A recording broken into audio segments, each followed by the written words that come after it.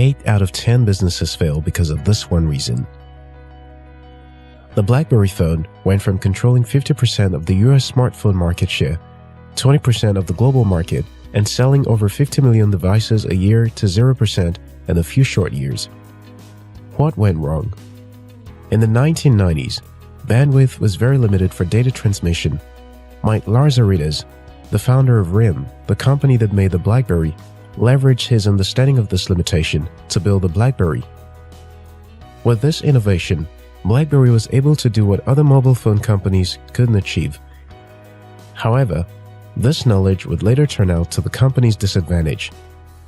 When Steve Jobs announced the iPhone in 2007, a mini computer, a web browser, and an email all in one device, BlackBerry founder looked at the announcement and said, "This is an impossibility.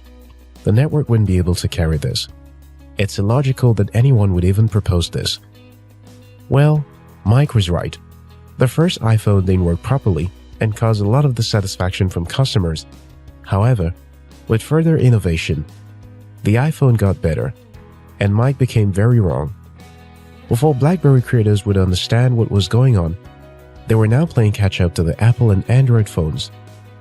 The company's leadership was too arrogant to view the iPhone as a competitor. They underestimated the innovation that was going on in the phone industry and were too slow to change. The result was the fall of a giant. You'll find similar scenario with what happens between MySpace and Facebook, Kodak and digital cameras. So, what does all this have to do with why 8 out of 10 businesses fail? Before we get on with this, be sure to subscribe to After School TV for more insightful videos like this. Also, click the notification bell to be notified when we publish new content. The problem is in the business. I have to admit that there are many factors that contribute to why businesses fail, like unfavorable market conditions, difficulty of doing business, and other external causes that may not be within the control of the business owners. However, the number one reason why majority of businesses fail is the business owner. Most people think of themselves as one single predictable personality. We fell for the personality test and believed we are a certain way and cannot be anyone else but who nature made us to be. However, every human being has a combination of personalities. From the business perspective, as is with the scope of this video, Michael Gerber, author of eMeet Revisited, believes that inside everyone has different business personalities. We are made of a number of battling personalities, part entrepreneur, part manager, and part technician. And the reason business owners struggle is because they assume one aspect of their personality. The entrepreneur in you wants to come up with new ideas and get new products to the market. He is the innovator, constantly looking out for new opportunities. Sometimes, this opportunity chasing creates confusion and frustration in getting people along. Without the entrepreneur, there will be no innovation. The manager in you is pragmatic and seeks out for order and predictability. She is more attuned to fixing problems. As the entrepreneur innovates and creates new things, the manager arranges things into organized order. Without the manager, the business will never function as a system. The technician in you is the one who gets the work of creating the product or service done. He loves controlling the workflow and getting things done. He wants to avoid all the distractions and get to work creating the best product. He is, however, frustrated with the constantly changing ideas the entrepreneur keeps rolling out, and the manager is meddling in his workflow. Without the technician, nothing in the business will ever be done. Although the three personalities seem to be at conflict with each other, any business that would succeed must employ the strength of each of them. You don't have to get this personality from one person, but since majority of small businesses are started by an owner, it is often rare to have one person fully developed in all three personalities, because the average small business owner is approximately 10% entrepreneur, 20% manager, and 70% technician.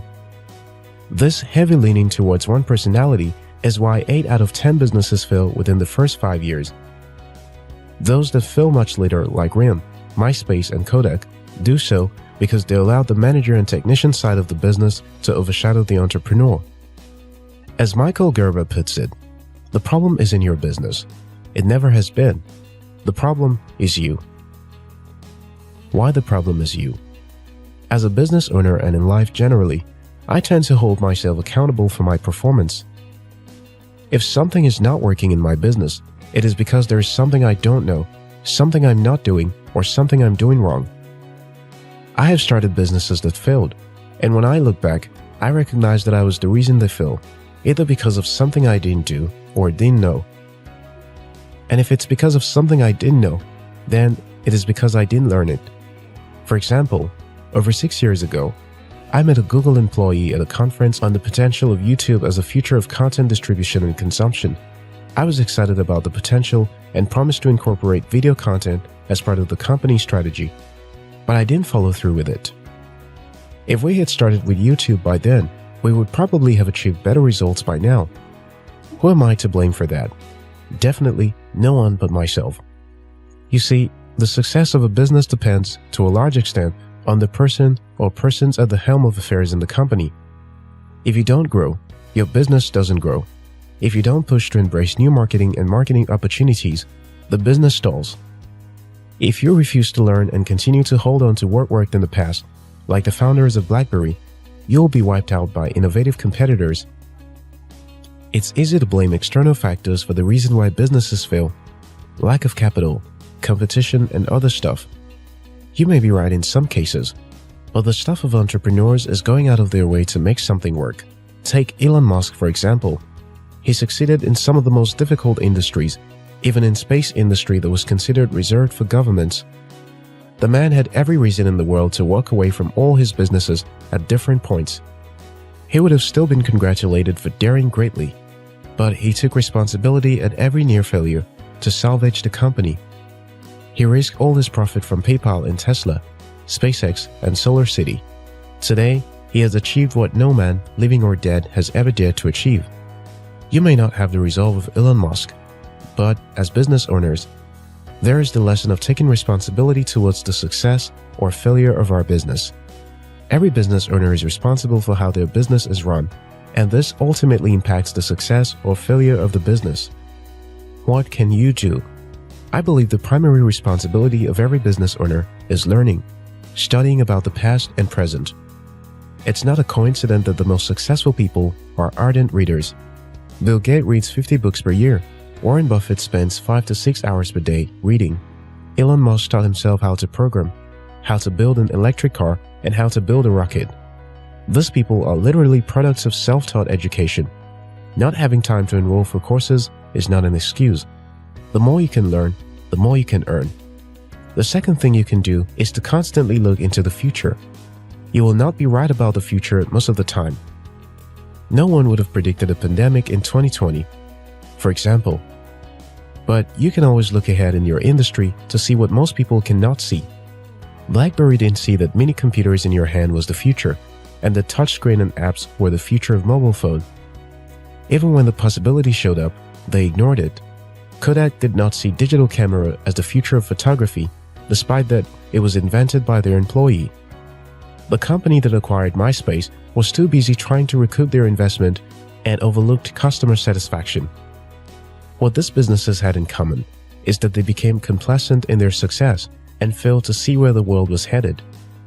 The world is more connected today than ever before. Hence, it is relatively easy to keep up with trends and relevant industry innovations. You then have to be willing to act on the insights you gain.